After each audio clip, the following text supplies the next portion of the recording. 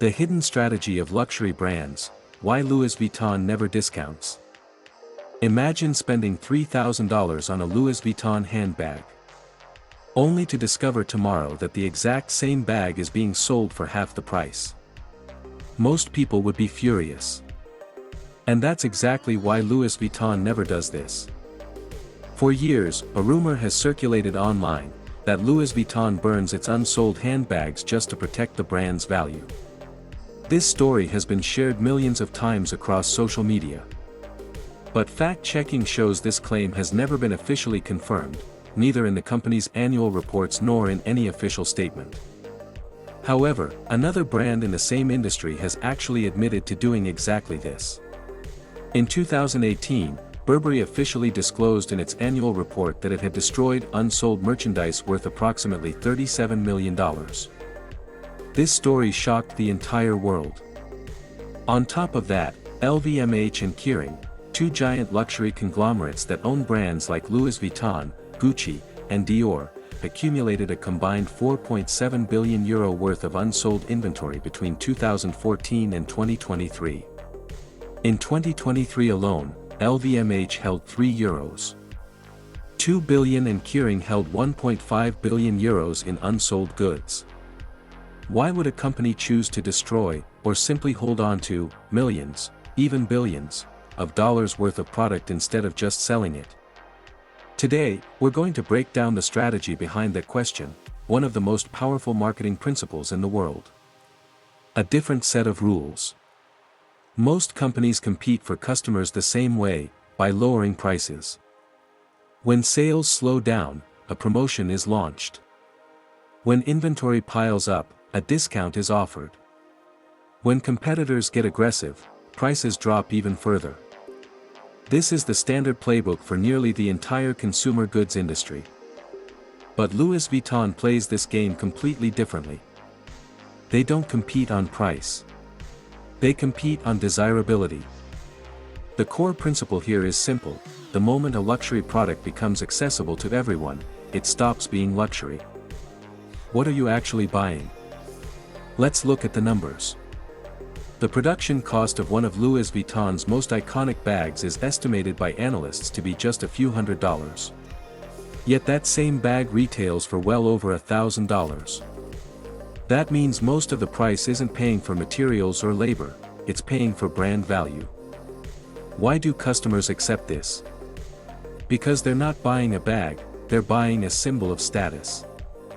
In economics, this phenomenon is called the Veblen Effect, where demand for a product doesn't decrease as price increases, but instead rises, because the high price itself functions as a signal of value. And these symbols only work under one condition: they must be scarce. Why discounting can be catastrophic. Imagine Louis Vuitton suddenly announced a 50% discount across its entire lineup. In the short term, the results would look amazing: stores packed, products selling out, revenue spiking. But behind the scenes, something far more valuable would be destroyed: customer trust. How would a customer who paid full price last week feel? Cheated. Disappointed. Maybe even embarrassed. Multiply that feeling across millions of customers, and the entire brand's reputation takes a hit. The key insight here: price stability builds trust. And once that trust is broken, it can take years to rebuild. A clear example of this in the American market is Coach. In the late 2000s and early 2010s, Coach began constantly discounting its products through outlet stores.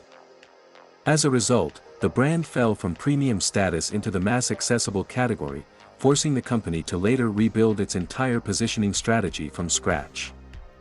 Scarcity isn't an accident, it's engineered. Luxury brands obsess over scarcity. This isn't accidental, it's a deliberately engineered strategy. Human psychology has worked the same way for centuries: people want what they can't easily get. The harder something is to obtain, the more valuable it appears. Louis Vuitton executes this through several methods. First, strict control over distribution. The company never sells through third-party online platforms, only through its own official stores or website. Second, limited production. certain models are shipped to stores in deliberately restricted quantities. Third, no recurring sales campaigns. Louis Vuitton has never run a Black Friday or seasonal discount campaign in its history. The result is a powerful illusion. Customers come to believe Louis Vuitton products are always expensive, always desirable, always worth their premium price. The waiting effect and consumer behavior. Here's where the strategy gets truly interesting. If customers learn that a product will eventually go on sale, their behavior changes fundamentally. Instead of buying now, they start to wait. Why pay full price if a discount might be coming soon? This single behavioral shift can derail an entire business model. Customers stop buying, inventory piles up, more discounts become necessary, and the brand enters a downward spiral. Louis Vuitton sends its customers only one signal: if you want it, buy it now, because it won't be cheaper later. This is pricing power. And pricing power is one of the most valuable assets any business can hold, because it lets a company increase profit margins without needing to increase sales volume. An alternative solution, a different path than burning. Interestingly, the luxury industry is also finding other ways to solve this problem. Companies like LVMH offer unsold merchandise to employees through private sales, and donate some of it to fashion and leather goods schools or charity organizations. Another approach can be seen at Moncler. Its Genius program, a series of limited edition designer collaborations released throughout the year, required overhauling their entire supply chain, but it significantly reduced excess inventory. As a result, Moncler's full-price sell-through rate sits at around 70%, compared to roughly 60% for typical luxury ready-to-wear. One more important point: France has now banned the destruction or burning of unsold goods by law. This is pushing the entire industry to find newer, more sustainable solutions. The resale market, an unexpected ally. Interestingly, Louis Vuitton earns nothing when customers resell their bags. Yet the resale market still strengthens the brand. Why? Because Louis Vuitton products retain, or even increase, their value over time. Certain limited edition bags sell for more on the secondary market than their original retail price. This changes customer psychology. A purchase no longer feels like an expense, it feels like a store of value. Whether or not that belief is fully accurate doesn't matter. What matters is that customers believe it, and that belief makes future purchases easier to justify. Conclusion: the real business lesson. The biggest lesson from Louis Vuitton isn't about handbags, it's about business strategy. Most companies focus on selling products. Luxury companies focus on protecting the brand. Most businesses chase volume. Luxury businesses chase perception. And that difference explains why some of the world's most valuable brands generate extraordinary profits while serving a relatively small customer base. So the next time you see a Louis Vuitton bag with a price tag in the thousands, remember, you're not just looking at leather, stitching, and hardware. You're looking at decades of carefully protected exclusivity.